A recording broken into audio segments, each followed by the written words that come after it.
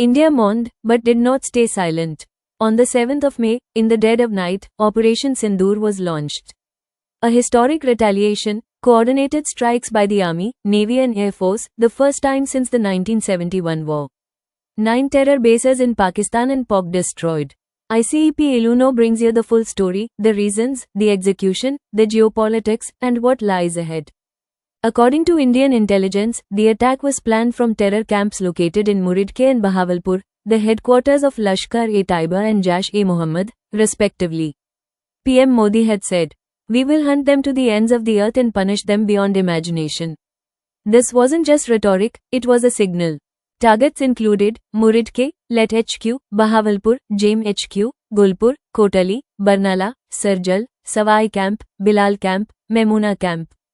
Precision strikes were carried out using advanced weapon systems, loitering munitions, aka kamikaze drones, missile systems launched from Indian territory.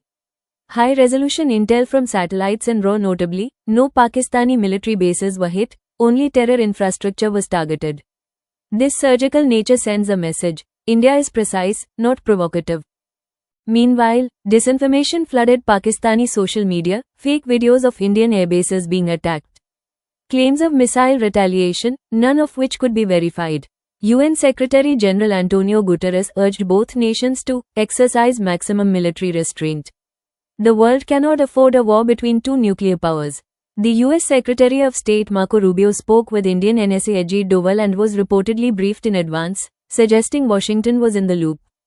For the first time since 1971, all three Indian forces acted in sync, a tri-service strike, reflecting India's upgraded military doctrine. The use of loitering munitions, a modern, eye-assisted weapon, also shows India's shift to networked, intelligent warfare. India struck from its own soil, avoided civilian targets, and still achieved its objective. That's a calibrated power move on the global stage. Airports in Pakistan remain shut, and tensions are high along the LOC.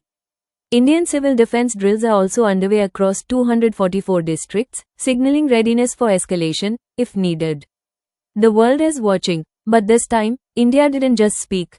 It struck. Will diplomacy there escalate tensions? Or are we on the brink of a new phase in South Asia's shadow war? Subscribe to ICEP Iluno as we track the fallout from Operation Sindoor, geopolitics, military strategy, and India's evolving defense doctrine, explained clearly, with context. Jai Hind. Stay alert. Stay informed.